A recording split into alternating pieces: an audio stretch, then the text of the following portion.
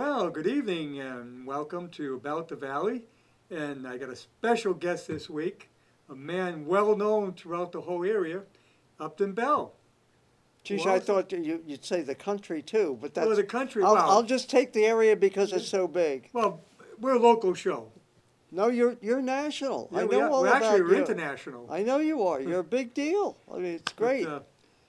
and Upton is well known because not only is he well known in the media, there's a town named after him. Oh, it's a you were named after the Do town. you know something? That when I was at, which is still there at WTAG, Yes. before I went to WCRN, and they had arranged to have an Upton Bell Day there, and I was over there about 4 or 5 months ago. I tried to convince him. I said, "Let's do it." I Yeah. mean, this is Upton. The other thing is, do you know that there are 30 or 40 Uptons all over the country, towns of Upton? Because Yes. when I was doing the radio show, we were calling Upton, Texas. We were calling everywhere. And there was, but I never convinced them. Too bad, Upton. Of course, your mother's maiden name was Upton, Frances Upton. She was, and actually, it's interesting. Her father came over. His father was, and you can still, we have my book up here, but there's a book called Uncle Pat's Cabin that you can still go on Amazon and get 120 years later. Her father's father, her grandfather, William Cleary Upton, wrote Uncle Pat's Cabin, which was the true story. It was based upon Uncle Tom's Cabin Yeah, by Harriet Beecher Stowe. right. And he wrote it based upon how the English were treating the tenant farmers. He later on, this is his father, was part of a group that attacked a British police station. They threw him out of the country, came to New York. In the end, her father, who spoke 7 languages, never finished high school, was hired by the police department only because he could speak all these languages, and they would send him undercover into all of the different areas of New York, the Italian section, the German Because he could section, speak all the languages. because he could.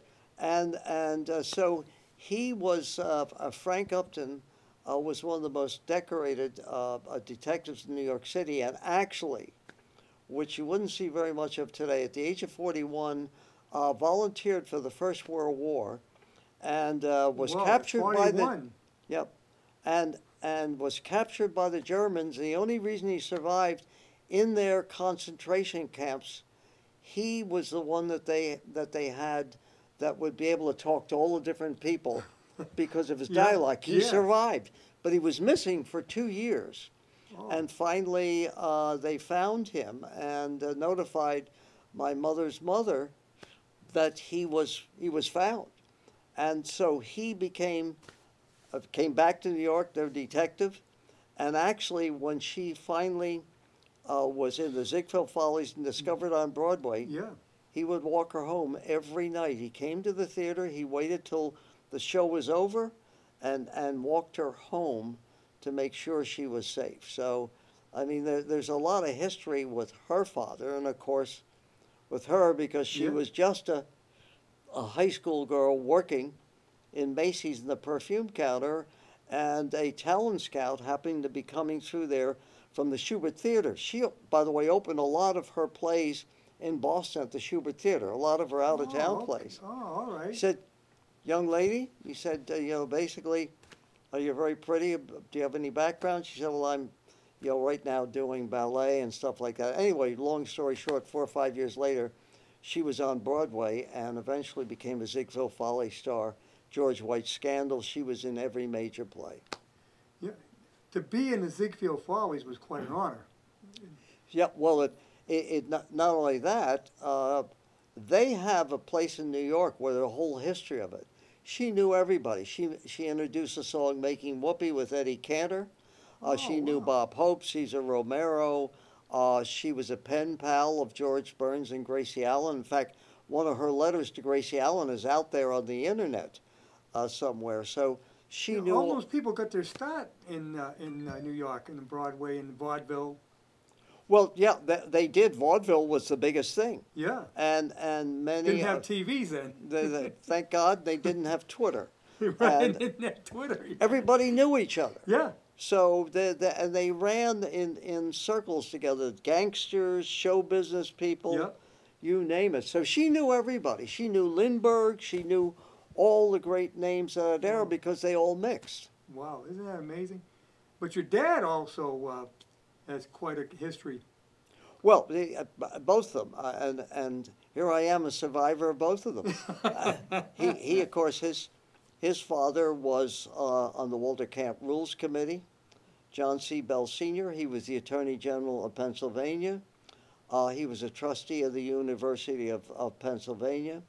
He also was one of the richest landowners in Philadelphia, owned the Ritz-Carlton, where I lived as a child for a while, among many places. Well, that had to be quite the thing. It really was. I've never recovered. So, so he actually, then he, of course, went to prep school, then to Penn, and from Penn, he, as I was telling you before we started the show, he threw the first forward pass as a quarterback Yes, at Penn and Rose Bowl history. I was giving the credit to Newt Yeah. Rockne coming Yeah. up with it, but Well, he did the shift with the box and Pat O'Brien in the movie. Right. Some of that's crap, but he played there. His brother, John C. Bell, who wrote much of the part of the NFL Constitution bylaws, the legal part of it.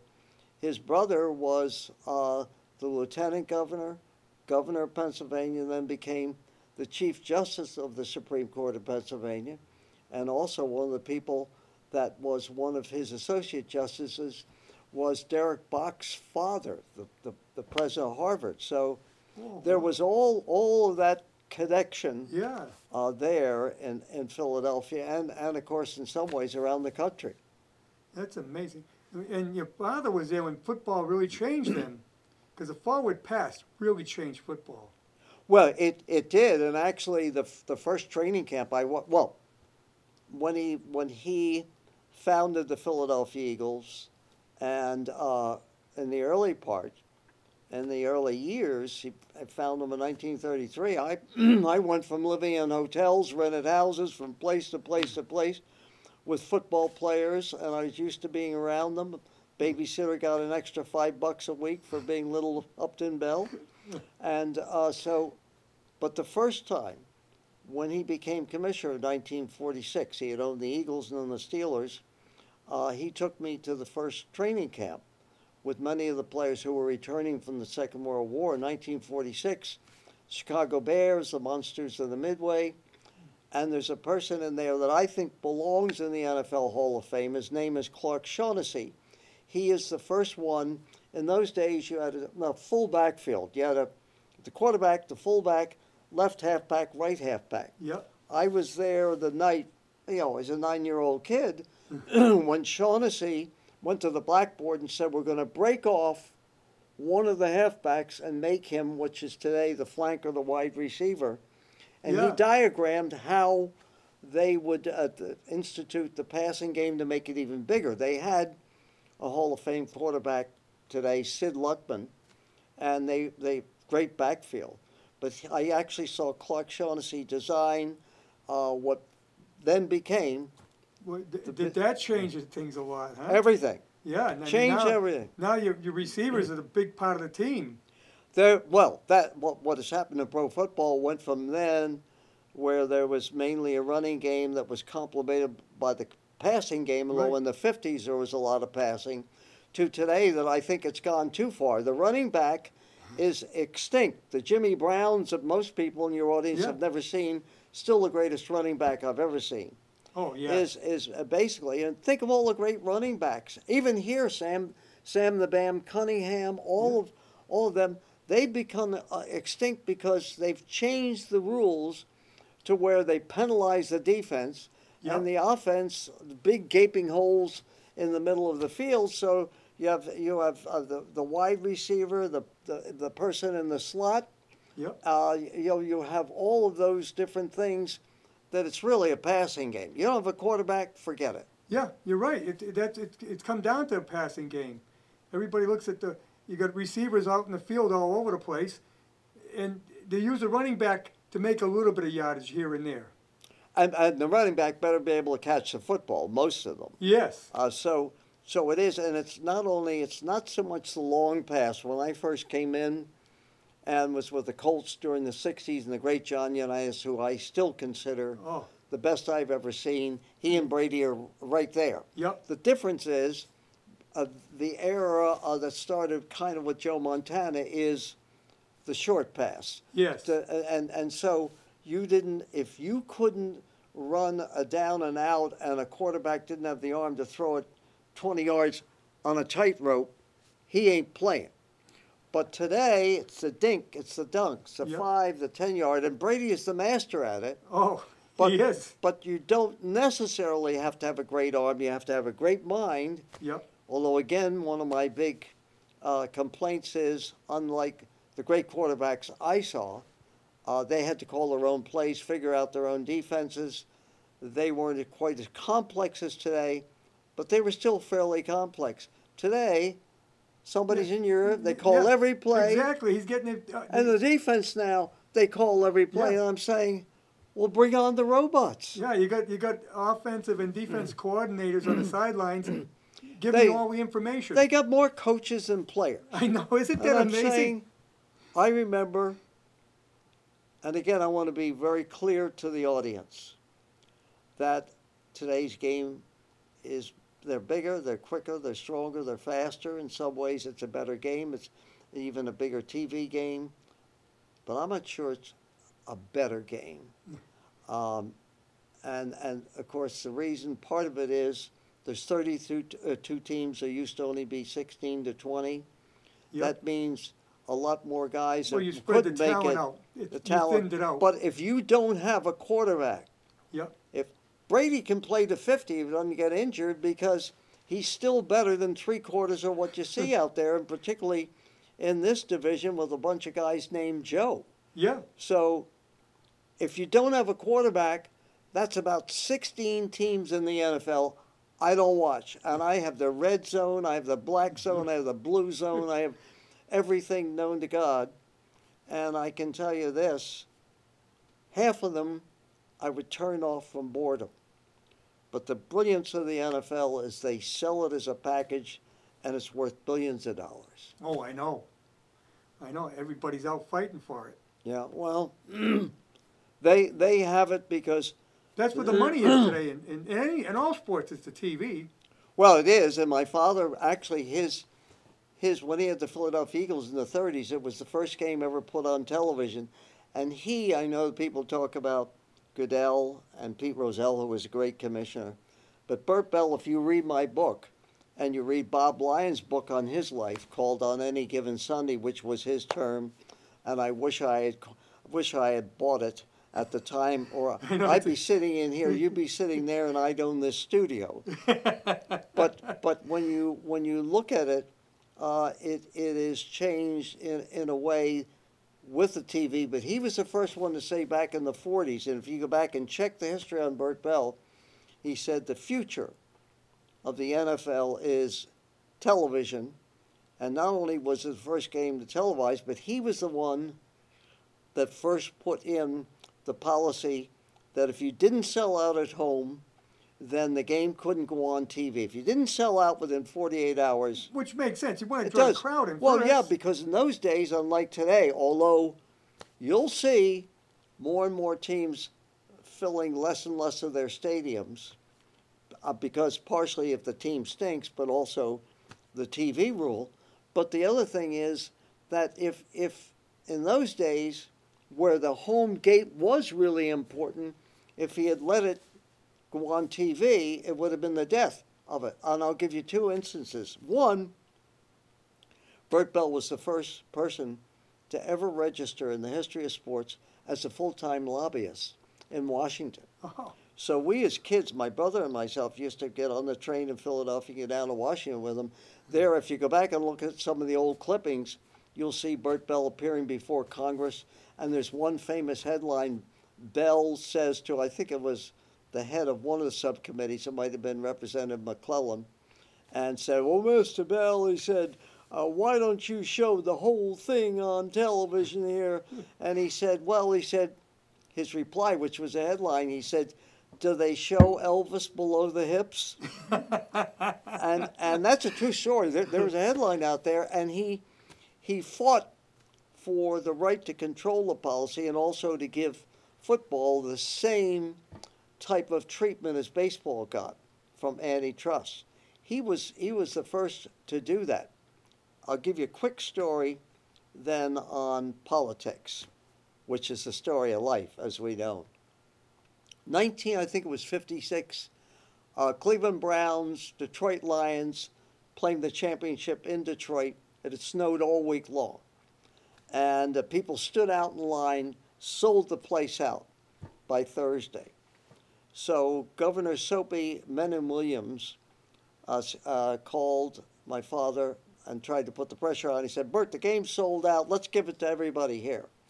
And my father had said to him, he said, "What do I do about those poor bastards that stood in line," pardon my language, stood in line for days to get tickets. Now am I going to say to them, "You bought the tickets, you sucker. Now I'm going to put it on." Yeah, so I can watch it for free on TV. Yeah. So what happens is Williams calls in then Vice President Tricky Dick Nixon to come to Detroit and try to put real pressure on Bert Bell to put that game on TV. And the night before they had dinner, it was Soapy Williams, my father, Nixon, and all of his attendants. And at that dinner, they really put the pressure on him. And he turned to Nixon and he said, "Mr. Vice President, I'm not going to screw the fans." And he backed Nixon down. Whoa. And let me see, about 16 years later, I ended up at the Hall of Fame being a presenter to Bill Hewitt, who was the last player to play without a helmet, and went into the Hall of Fame. Great receiver, played for my father, and his family asked me to be the presenter. What happens? I end up sitting right next to Nixon, who was profusely sweating on me, not purposely. I mean, there were a lot of lights on. He was giving the major address the night before, and you had to make your presentation, then you repeat it the next day out at Fawcett Stadium. So he didn't remember I was a little kid that was there in Detroit 16 years later. But Nixon, I was looking to make a deal for Dwayne Thomas, who was a great running back at that time. And it was a very, very iffy trade. I'd heard rumors about drugs and stuff like that. So I'm saying to Nixon, I will say this right now.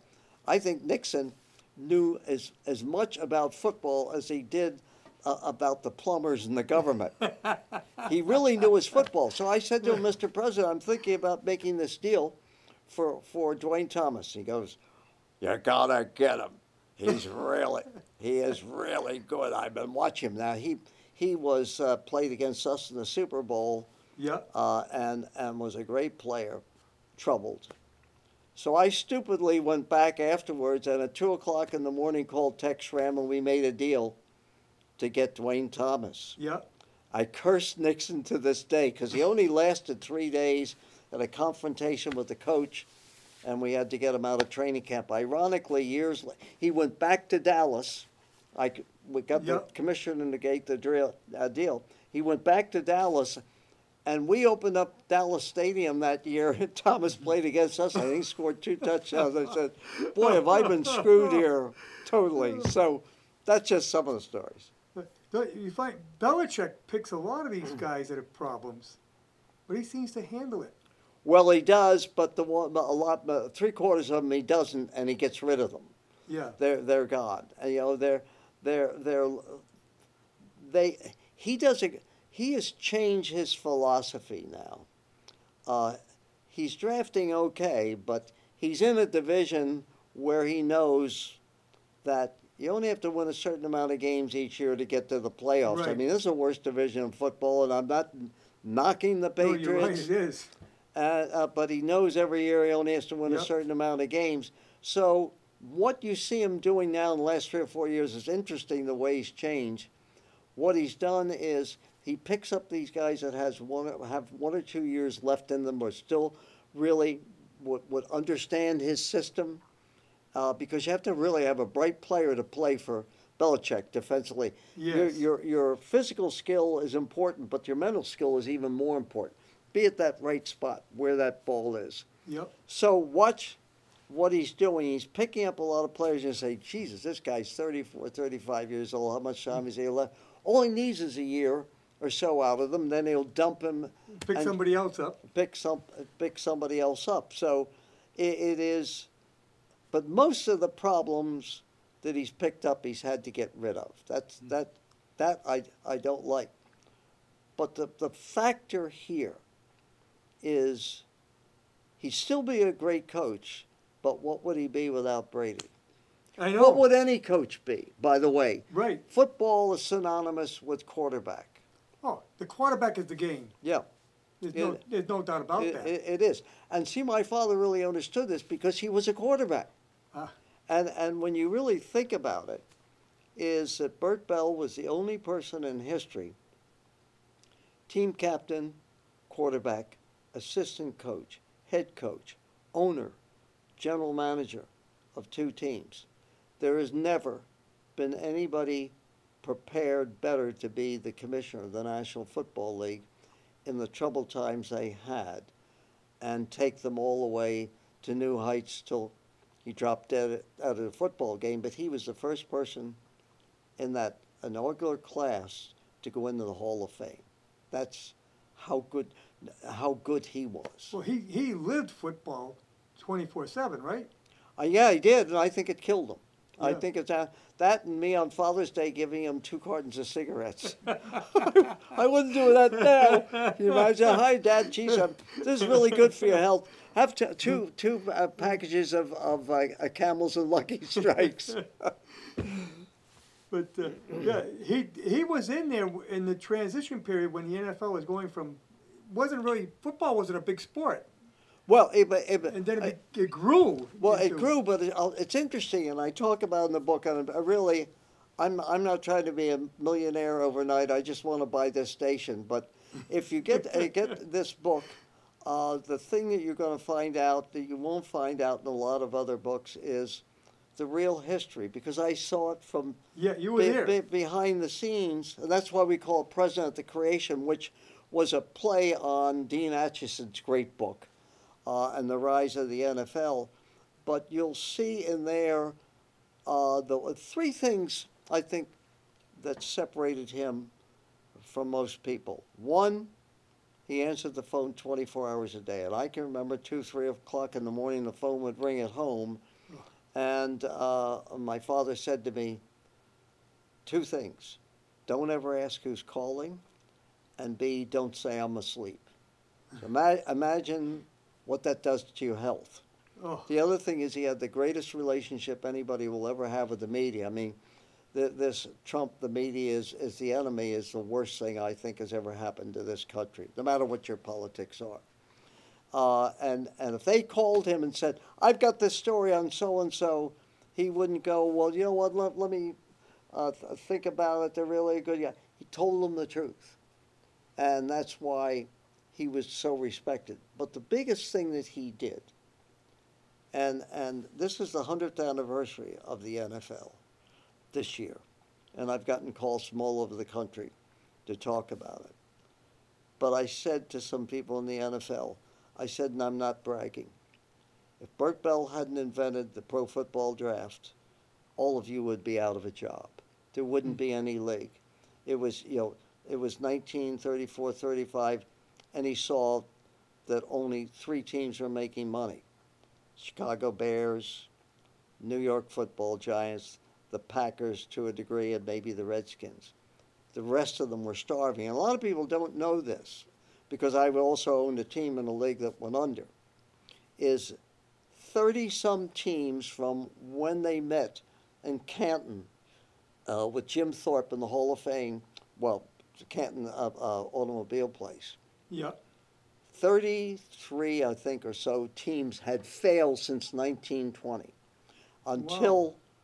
and because there was no drafting system, so Yep. the richest teams went out And he said, you know, I'm going broke and so does everybody else. So he sold the owners.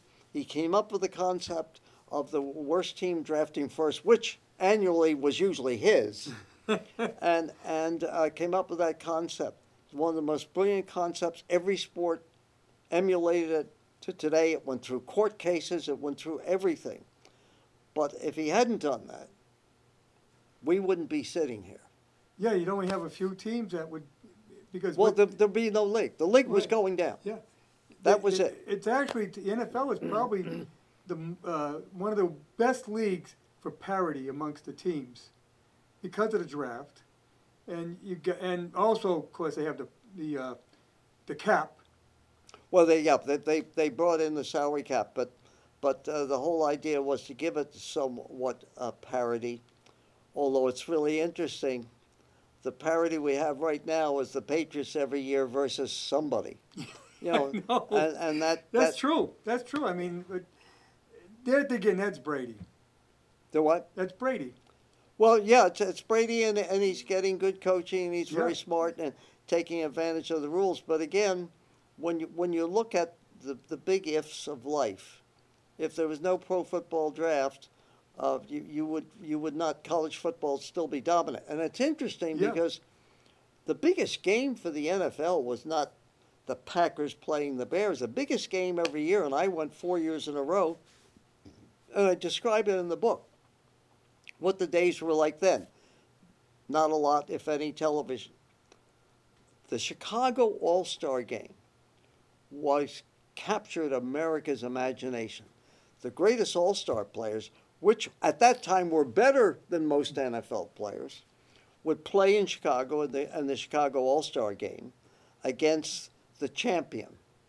And so you can't imagine, it was like almost 100,000 people, and you walk into that, that Coliseum is still there, Yes. Soldiers Field. You walk in there, and everybody had a suit on, Oh yeah. hats, you know, all of the things, you know, no NFL properties crap on, you know, Right. and you felt like you were going to opening night at whatever, Ziegfeld Folly. But the excitement of it, the newspapers when they were in their prime, and watching these games of the greatest college players. And America was divided. You know, most people said that college players are the best. They know, you know, they knew all of them. All the greatest played. And I went to 4 of them, and then when I was with the Colts, in a couple with the Unitas. And of course, they finally got rid of the whole thing. But it was the biggest thing, which leads us to sudden death, which is the other thing my father invented that saved the game. 1958. And at that time, a lot of the players didn't even know the rules at the end of the game. But my father had said in the league meetings earlier, he said 2 things he did for the NFL during that time. The NFL was going to close down during the Second World War, and he said to the owners, when he owned the Eagles at that time, if you close the league down, it'll never open. He said, don't close it down. And he must have saw into the future, because a year later, the old All-America Conference with the Cleveland Browns, who were clearly the best team in football and went to 10 straight championship games, they came in, the 49ers, the Cleveland Browns, the Chicago Dons, all of these different teams came in. If they had closed down the NFL, we'd be talking today about the All-America Conference and not the NFL. Second thing that he did is he said, the All-Star Game is the biggest game there is. What happens if one of our games, championship games, ends up in a tie? What are we going to do? Flip a coin? America will laugh at us. Yeah. Yeah, and we go. He said, let me propose an extra period. We'll call it sudden death, and the first team to score, he said, will capture America's imagination. Yeah. So now we jump to 1958. Little Upton Bells playing basketball in Philadelphia at LaSalle College. And I usually went to championship games, my brother and I and my sister. And my father called me from New York. Are you coming or not? If you're not coming, I want to know now. I got other things on my mind. So I said, like any teenage kid, I said, is Joe DiMaggio and Marilyn Monroe going to be here? He said, well, I know DiMaggio is going to be here. I said, I'm coming. So I went to New York. That's the only reason I ended up going to the greatest game ever played, at least in some people's minds. And so I went to the game, go down to the end. Unitas drives the field, one of the greatest drives in history. Among that, John Elway's drive was really great. Brady's drive against Atlanta. Yeah. And they tied the score. Do you know that Frank Gifford says in his book, the players didn't know what the hell was going on. They assumed the game's over. It's a tie. And they called in the middle of the field and told them the story of what was really going on. So they weren't even familiar with the new rule. The players didn't know the rules. Yeah. The officials did. Yeah. Everybody else did, but they didn't. And of course, then they had the famous thing of where they now claim the NBC purposely pulled a cable because they had lost the picture. So they would get enough time to get the picture back. Yeah. It made millions, I don't know, 40, 50, 60 million people discovered pro football that day, and it was on its way. Unitas drives them, and there is there's talk that I have in my book about that drive, and as well as later on how we lost the most important Super Bowl in history to the New York Jets. But one of the things that I've really learned about life, whether it's sports, politics, people in your audience that can work hard all day and come home at night, 2 or 3 kids, paying college tuition, stuff Yep. like that. Life is chance. And much of what I talk about, the league, the book, is chance. But when you get your chance, you better take advantage of it. Yeah. This is all in a book, by the way, and books available on Amazon. Get it on Amazon, Nebraska Press, but you get it is done so well they've kept it out for another year. I mean, it really is, and Also, people have talked about it as a movie, and Oh, many wow, and that'd be many other great. things. There's I would say, and I am thinking about doing a second book, not so much on football, but my travels. I would get in a car and drive the whole country. I drove the country in the 60s all the way to the end of the earth in Oregon and I saw riots, I saw shootings, I saw everything. you've also interviewed a number of people over the years. I mean, all kinds of celebrities. Well, it's interesting because it's not unveiled yet, but eventually the public will be able to see one of the collections that I have. I have 2. One is at the University of Massachusetts Lowell. They'll be able to get online all over the world that will look at over 500 authors that I've interviewed over my 40-year career. Yes. From everywhere. There's 5 or 10 Nobel Prize winners. There's, I think, 40 or 50 Pulitzer Prize winners. And I even interviewed Stephen Hawking before he died. And you name it, I've interviewed presidents. There will be a tape. There's a tape online, actually, part of it on YouTube, of my interview at the White House with President Bush just before Desert Storm, and how he lives with the pressure Yep. of life in the White House and how sports relieves it. So I've had 3 separate careers. There's hiring, there's firing, there's hiring, firing, there's football, and then radio and television for the last 40 years, and the book. You were general manager of the Patriots. So. Right, when they were a power. Yeah. In 71, 72, we had Jim Plunkett, we had some terrific players. We thought Jim Plunkett was going to be the savior. Well, he would have been if it hadn't been that the team wasn't built fast enough, Yep.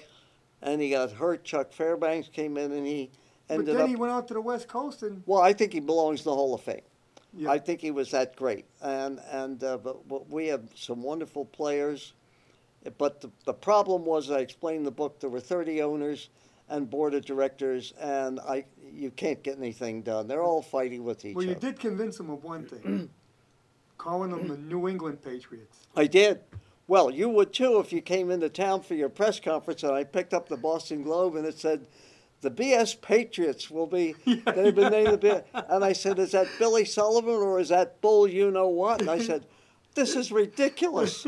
This is, you can't make this like a If minor anybody's league. wondering what it's about, they were the Bay State Patriots. Yeah, but the Globe and But they everybody would- was having yeah, fun they with initial it. the BS The Patriots. BS. I said, Bay State, Jesus, what the hell is this? So I went to Sullivan and the board and I said, we've got to change it. So that's my major contribution to New England But Patriots. that helped the Patriots become New England's team. Well, we did. What I did is I decided to go out and make it a 5-state team. So we traveled everywhere. Yep. And I went to all the 5 states and said, this is your team. We're in the middle of between Boston and Providence. And Yep. then I began to bring in people from all over the NFL. Bucko Kilroy, who belongs in the Hall of Fame. I built it up with 5 scouts that were all over the country, assistant general manager. Interestingly enough, all the people I hired went on to become either personnel directors or general managers. Yeah. So it was an interesting time, and I am really happy their success now. It's really amazing. You will never see it again. No, they've got a dynasty virtually now. Yeah. But They- it's going to change. Well, it'll change as soon as these dummies that are in the same, and pardon my language, when's the last time the Jets did anything?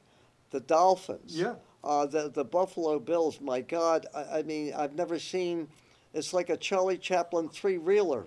That was one of the great teams. Yeah. And now, God, yeah, they're horrible. Well, so are the Jets. Yeah. I mean, Oh my God. And now they brought in Antonio Brown from the Steelers, who'll be nothing but a pain in the ass. But all the time, Belichick just keeps doing the same thing, and you wait till about November, December before you really get upset. At least I do, and I say he's just getting them ready, and then unless something drastic happens, they get in the playoffs, they get home field advantage. You only have to win 2 games, and Yep. they're in the Super Bowl. And that's not going to happen in any other division. That does not take anything away from what they did. They can only play the people that are on the schedule. Right. But it is a big advantage. Oh yeah. Well, they do play outside the division. A couple Well, of they games. do. But it's their record in the division that Right, gets them in the gets playoffs. yeah, gets them into the playoffs. That's the big thing. And then now it's a matter of winning the playoffs. Well, is there any more dramatic game than Kansas City last year? Yeah. I mean, they had what it took, and they came back. And it'll be interesting to see if eventually Kansas City and other teams will be able to push through that you get a second chance. That you don't, if you go down and score a touchdown, that's the game. And a lot of people felt, that Kansas City should have had a chance. We'll see. Sooner or later, it'll probably be changed. Yeah. Well, we want to talk. You mentioned to me in an email. We got to talk about David Ortiz. Have you read Grimm's fairy tales yet? Isn't that amazing? Listen, and this has nothing to do with whether I like or not Big Papi. Lovable. Everybody in New Oh, England loves him. A great guy, real Yeah. gentleman. Real John. But here's the thing. Tell me, other than fiction, Butch and Sundance, The Godfather, you tell me anytime you pay $8,000 for 11 assassins and you get it wrong, I know. come Isn't on. that unbelievable. And then the gang that couldn't shoot straight, the investigators and the police coming out with that ridiculous press conference, and then saying, do you think if you caught these assassins and you were in Boston or in Northbridge, the chief of police would be saying, and you know what, we love our Big Papi. Yeah. Oh, you got to be kidding. And so our friend Dan Ray was on radio last night, and I've been tweeting out and saying, we probably will never know the full story. But you tell me when you send this assassin off a motorbike, Big Poppy is as big as a house. Yep. Now the new alleged guy that was supposed to be assassinated is skinny as hell. Yeah. How do you get it mixed up? You don't. No, You don't. and because of the clothes he was wearing, that was Yeah. the excuse. And I understand, and I wonder whether maybe eventually the Globe and some of the people will begin to not be afraid. He's human. Yep. Maybe what he did was play around with the chieftain, the drug chieftain's wife, or maybe it was involved deeper or something like that. But the only thing is, it might not look good for his reputation here locally. Yep. So what? But I don't believe that story, and I don't think we'll ever know it. I think it's a big cover-up.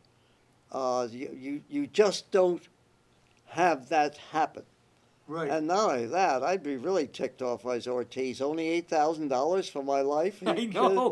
Can you imagine what that goes for in the Dominican Republic? Well, you get a lot of bargains in the DR. It is another incredible. I mean, they got story. a lot of problems down here. Well, I mean, not only that, imagine if what I think might be true, that somebody wanted him rubbed out.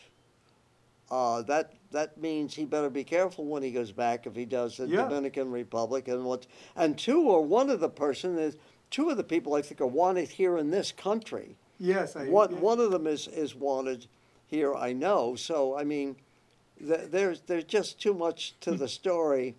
It borders on hilarious, and his attorney, of course, is going to say David's totally in the clear. Yep. Yeah. In the wrong place at the wrong time. No, in the right place for them. They Yeah. just now. How about the guy? How about the guy who's yelling out, "He didn't do it.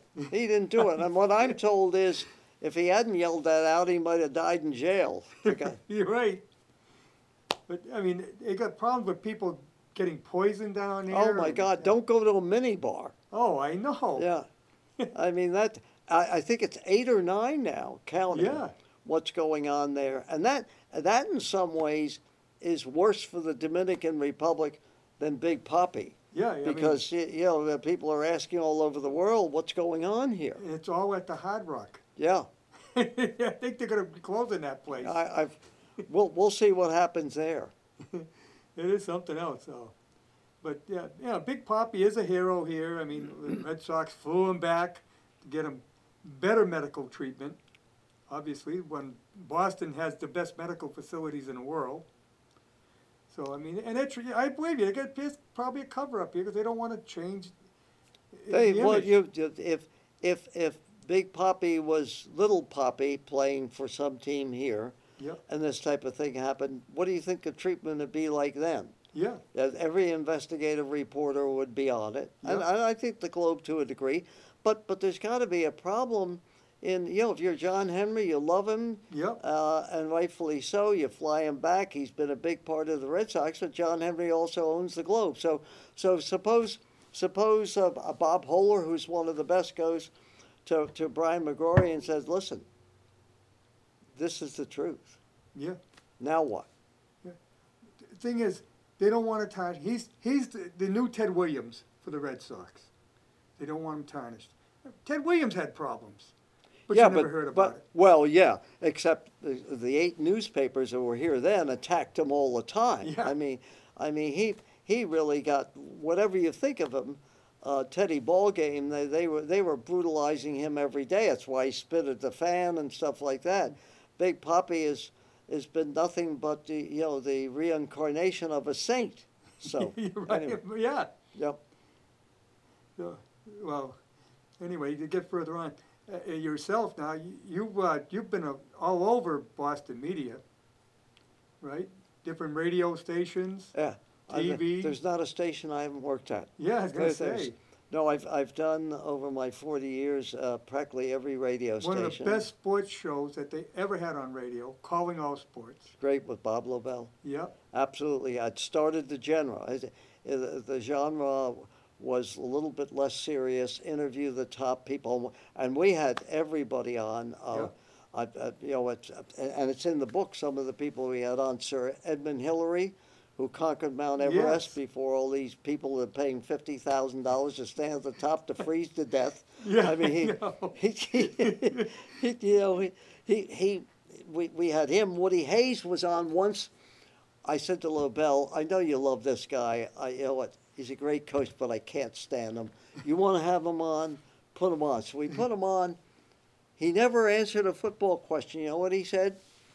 No. He did a treatise, one of the greatest things I've ever heard on radio, on the difference between Henry David Thoreau and Emerson. He said Emerson was a tough guy. He was reality. Thoreau was a dreamer. And the program directors in the bracket said, you guys are supposed to be talking about sports for Christ's sake. Let's talking about it. Yeah, But authors. But that's what made the show really unique. Yep. We had them all on. It was Yeah. a great show. It was must listening. We had more women that listened to that show than I think any sports show in history at that time. Yeah, because you got into other subjects and, Yeah. and you made sports interesting. Yeah. Yeah, that's Well, it did. In fact, we did, and I remember how nervous the program director was. I said, Dave Kopay, who was gay, came out with a book on what it was like to play pro football, and he ended up with the Redskins. With Lombardi, was the total opposite. And he was on talking about what it was like to be gay. Now, remember, this was 1968. yeah, you weren't or openly, 78. You weren't going to be openly gay then. Yeah. This was 1978, and people didn't talk about it. And I said, you know what? There were always suspicions in pro football, Right. even when I was there about it. But we went to boundaries, and we got people on that were Janet Guthrie, who was the first, really was in the Indy 500. And we had all of these different people. Stephen King was absolutely great. Oh, great author. Yeah. Now, I will tell you this. If you do want to if it's in circulation anywhere, you're sitting next to one of Stephen King's characters in his book. Really? Well, I used to interview King and he was absolutely great. Yeah. So one night I'm sitting home watching television, and his show is on, his book that was made into a movie called The Storm of the Century. So somebody called me and said, hey, did you see yourself in the movie? I said, no. He said, yes. He said, Upton Bell is the fat, bald-headed drunk that's cheating with everybody in town. I couldn't believe it. So I got the book. Sure enough, yeah. King made me one of it. That's my greatest thing in life. I don't care about any of the other stuff. I'm in Stephen King's book. Thank you, Stephen, wherever you are. He's up in Maine, isn't he? No, he is, and occasionally he's in my collection that will be at UMass Lowell. Oh. Absolutely. Great. I did an interview with him for WBZ Channel 4 back in I think it was 1990, and we did a whole thing based upon, are the Red Sox really Moby Dick? And it was a fascinating interview. We played over 3 nights, and he and I got to know each other a little bit. And I have this classic time that after the interview, we went up and sat in the Red Sox in the WBZ press box with LaBelle and myself and King. Yeah. And King said to me, here's my rule. We can talk only in between innings because I keep score. He's got a scorebook, and he's keeping the kidding. scorebook. Yeah. So we talk in between innings. And, of course, I was saying to them, Red Sox aren't going anywhere. They got a lousy right fielder. They're not going to win the division, blah, blah, blah. Figuring that's it. One day later, I have it. It's going to be in the collection. It's up on my wall. He writes me, typewritten letter. You said they stink. They won. You said so-and-so was a lousy right fielder. He made the winning catch. He went right down all the things. He never wrote anything down. That's how great his man. Oh. The whole letter, and he said at the end, great doing the interview. Here's one of my, he gave me one of his first books, which is signed there, called The Dark Self. So he's a fabulous guy. He also, the other thing people might not know, he played in a band that was really good. Might have been one of the, I wouldn't say the lousiest bands, but it was great. It was Amy Tan and all these famous authors. They had a band that played around the country. I heard them play here in Boston. Oh, Fabulous guy. what was the name of the band? You know what? Can't remember. I have a great memory, but this one, I can't. Maybe I'm forgetting it on purpose. I don't. But it was, and he just was out on Twitter saying this is the 20th anniversary after that serious accident that he almost lost his leg, Yeah. and he talked about saving his leg at his 20 years later and how happy he was. Fascinating man, absolutely fascinating. Great writer. You know, as well as he's done with his books and the movies, still lives in Maine. Same place. Same place, yeah. He has the same person that I can call. Yeah. Same everything. He's Well, people in the town, they see him in town. He doesn't act like a celebrity. he of any never type. did. Fascinating man. Married That's a girl from town. Yeah. and- Tabitha. The wonderful thing about being able to interview all these people is to get a different look at life. And I will end with this. If we're getting the signal to end this wonderful show, I think we got about 4 more minutes. How much more time we got, guys? another 2 hours? Fine. But anyway, No, I haven't got the signal yet. it's the great thing you learn by interviewing authors. And the reason I actually left sports in 1990, I just said, I don't want to talk to athletes as much anymore and their agents. I want to talk to real people. Yeah. And they're not going to charge you to come on, especially if it's a politician. He or she wants to be on. Oh, yeah. Yeah, More than and you glad know to what? come. I prefer to have the lies in Yeah. person. So one of the things, Roger Angel, the great writer for the New Yorker, still writing today, said to me when I see, and I've said, the bane of all athletes is Twitter and Facebook and Instagram. And this whole deal with Oh, Kyrie it's Irving. changed the world. Yeah, it is. I just wish they'd shut up and play. Yep. And Roger Angel said to me about athletes, this is 30 years ago. Remember, Upton, they are what they do and nothing else. Just concentrate on what they do. Yep. You know, that's it. I don't want to hear Kyrie Irving tell me that the world is flat, whether it's true or not. You know, I don't. They have made themselves, to me, uninteresting. Yep. They're selling their product. I understand. They're all into it, Brady and everything else. But the great thing about the athletes of the past were you didn't know a lot. There was a mystery. You only knew them by the games. You knew them by the game. And listen, I'm all for progress. I'm all for you. Hey, baby, let it all hang out. Yep. But one of the things that a friend of mine who was very close with Jack Nicholson, and I had met Nicholson one time. Terrific guy. Remember, he was always around the the basketball, the Lakers. And Yep. I went out and did some games for Sports Channel then, which is now Comcast. And I got to know Nicholson a little bit. He would never do a radio interview or a TV interview. And somebody asked him why, and he said, then they really get to know you. There's no mystery. There's not. I like the idea of the mystery. You know, that reminds me, I was going out with a girl when I was a teen, and we're at her house, and the Giants are on. This was before the days of the Patriots, because I am Yeah. old enough to be. Yeah, right. And her little brother's watching TV, and he was shocked when Y.A. Tittle took off his helmet and he was bald. Yeah, yeah. I mean, he didn't even know he was bald. Yeah, and you know what? It's funny because the other thing is, and I have a real problem with, is the celebrations over nothing. Yep. Now, if you score a touchdown, that's fine. Although I believe in Bill Parcells' thing, if you score a touchdown, act like you've been there before. Yes. You know, and I know we had the Gronk spike, and that was fun and everything else like that.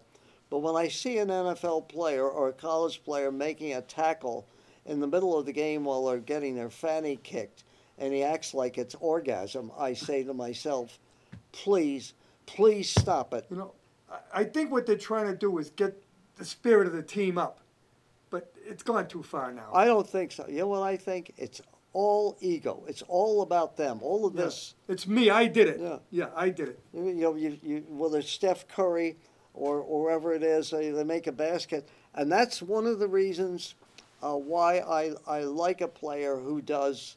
Kawhi Leonard, you might not like him at all with Toronto. You see no emotion. Makes a great play, Yep. no emotion. Only made any emotion finally when they won it all. Give me the person who's the great performer and is not saying to me, Well, it's a team sport. So you shouldn't be taking individual credit because you probably made that play because the rest of the team helped you make that play. but that it's too late. It's too late. Yep. The horse is out of the barn, and that's the whole thing. But I think we bring this on too as fans by putting these individuals up. Well, and that's there's a reason people are called fans, and there's nothing wrong with putting the whole thing up there, but just to me, if you I've so many great games that I watch, players doing great things, Yep. and not calling attention to themselves. Hey, listen, I have no objection to it. I just think it's foolish. It looks Right. stupid. I don't like it, but that's all right. I like the rest of the games. Yeah. Hey, we are down to 2 minutes left. So I want to thank you for coming out to Northbridge, Upton. Wait a minute. There's 2 minutes. There's instant replay. That's Yeah. it. Hold on 1 second. You mean he touched the guy, drew the flag? Let's go to the TV booth and let's play. Jesus. Well, actually, it was the 2-minute warning. Do you know something that as bad as that call was in New Orleans and Oh. should have been looked at, it wasn't the thing that lost the game for them because they got down there and they couldn't score. Right. But in spite of that, I would say that 80 to 90% of the time the officials are right. Now they've screwed up everything. What's a catch? What isn't a catch? Are you going out of bounds? Or are you juggling the ball? Yeah. Belichick wants to be able to replay every play. You know what? That's like watching Goddard-Damerung. It's an opera that goes on for 8 hours. It's Yeah. ridiculous. Yeah. Game's too long. Well, with all the cameras out there now, with every angle being covered, I mean, the officiating has gotten probably impossible, just about. Well, you're thinking Big Brother is second guessing me up there. Yeah. And the coaches, that's all they want to do is second guess. I just the NFL game now is commercial. Now they've done a little better job with Yeah. it. Break, commercial. I mean the games are too long. Yep. Like baseball, like everything else. Oh, yeah. Especially for a nation that has a short attention span.